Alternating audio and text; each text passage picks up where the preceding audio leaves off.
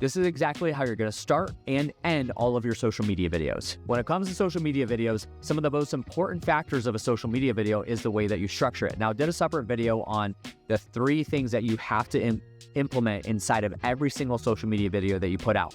Number 1, I'll go over them really quick, but go watch that video because it is important. I go a lot deeper into context with it. But number 1 is a hook. Number 2 is the value proposition within the video.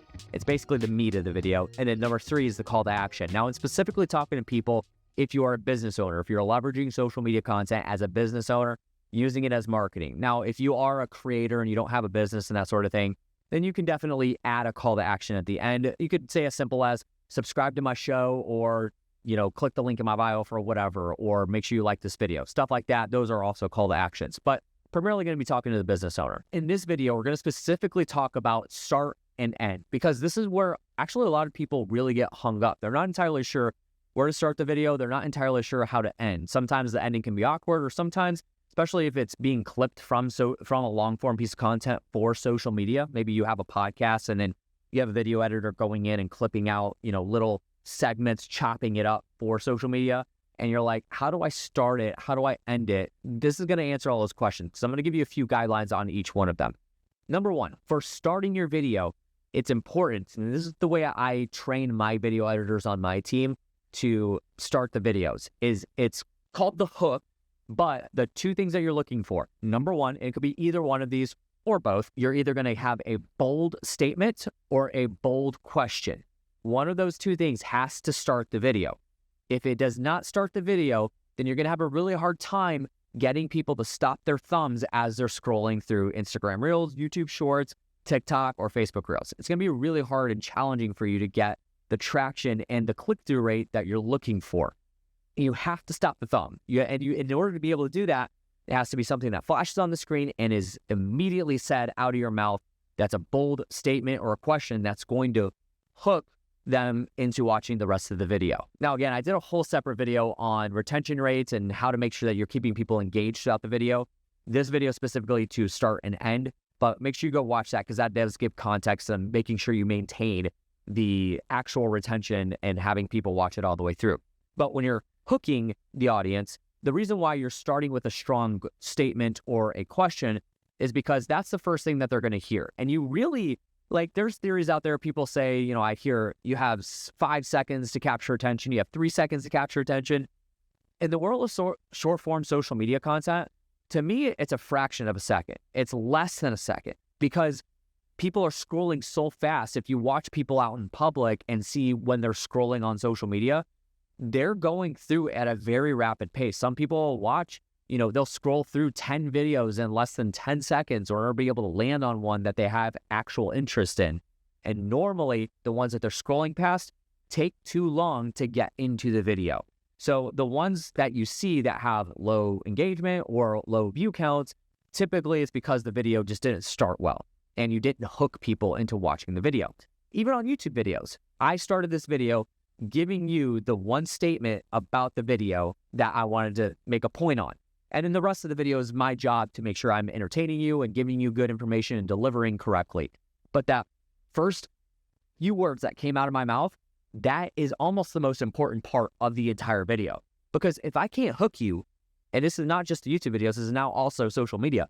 If I can't get you to stop your thumb on your phone and watch the video within that first 1 second, then the rest of the video is pointless. It was a waste of time because you're not going to watch all the way through because I didn't hook you. And it doesn't matter if I taught you how to make $1 million in 5 seconds or the trick on how to win the lottery every single time. If I don't stop you in that first second, you will not watch the rest of the video. So it doesn't matter what kind of gold mine is in there or how entertaining it is. So the importance of that is so vital. Now, here's how to come up with that. There's a few kind of methods that you can. Once you start doing content a lot more and you're doing a lot more social media videos, you'll start to really think about okay, well, here's how contextually I can start this video, or here's a good question, or here's a good statement. But a couple things that you could do is definitely go into ChatGPT and say, here's the video that I'm doing. Here's the context and the type of topic that I'm doing. Can you give me 3 to 5 options of really good hooks that are engaging, catching, and are going to pique curiosity for me to start with? and it'll spit out those. You can craft it, you can critique it, or you can verbatim, word for word, take what it gives you and then say it on video. But spend a little bit of time on figuring out what words are going to be coming out of your mouth first, and then the rest of the video, you can figure it out after that.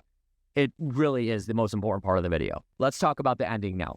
So when it comes to the ending, this is potentially from a business owner standpoint, if you are using this video as marketing, which you should be if you're a business owner, this is the second most important thing, in my opinion, because if you watch a video and I'm putting that out there as marketing, but I don't give you any kind of call to action on how to work with me, then it was a pointless video. Now, sure, could it help with, engagement? Could it help with getting in front of the right person, staying in front of them, giving, the authority and credibility and all that stuff that I need? Yeah. But if I don't include a call to action, I'm missing a massive opportunity for somebody potentially that watches my video and has interest and says, this guy really knows his stuff. I'm interested in working with him, but he didn't tell me how to work with him. So I'll go to the next video. People literally think that way. And that's fine, because that's the way that kind of marketing works. You really have to make sure every piece of marketing has a clear-cut call to action. Some of the best billboards out there that you see on the highway, or the best Facebook ads that you have the clearest call to actions. Call to action basically says, if you are this person and you need this, work with me, and here's how to do that. And you tell them, go click the link in my bio, or visit this website, or DM me, whatever that call to action is. This is where you really get to get creative and choose. But whatever you choose, it has to be something that's extremely simple, and it's not going to take them out. Like, they're not going to have to open a whole nother app and go to the website, open up Chrome on their phone, and then or Safari, and then they have to type in a website. If you do that, you are automatically losing your audience on the call to action.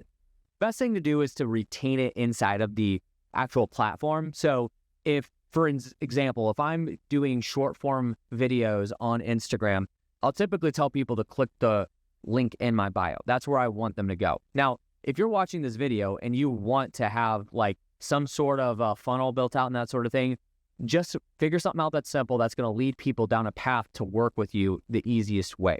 And it needs to be at the lowest price point that you can, because that's typically where you're going to get people dropped into your funnel and move them through the funnel. But we'll talk about that on a whole nother video. But with social media, it's a clear-cut call to action. If you don't provide that for somebody, then you're going to lose the opportunity to be able to work with someone. Or if you have intentionality of like actually looping the video or whatever it is, a lot of the social media videos and the clips that you see on my social media, a lot of it's rotating and it's circling because I'm trying to implement value to you. But I do drop hints and call to actions throughout my videos.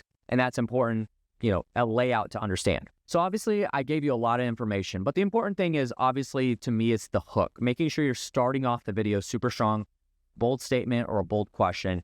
And then you end the video with, make sure you like this video or subscribe or click this link to get this thing and that sort. Like, make sure that you are constantly giving that call to action on your clips or your YouTube videos or your podcast or whatever it is, whatever type of medium content that you're putting out. So hopefully this helps someone.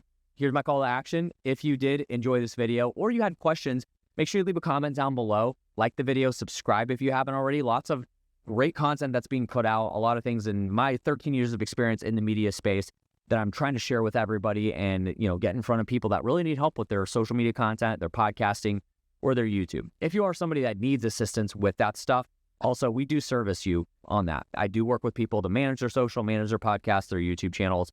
So you can find information and connect with me down in the description below, or just find me on social media, look for Josh Culler, and you'll find me there. That's going to do it for today's video. Hopefully this helps somebody. Thanks for watching. See you on the next one.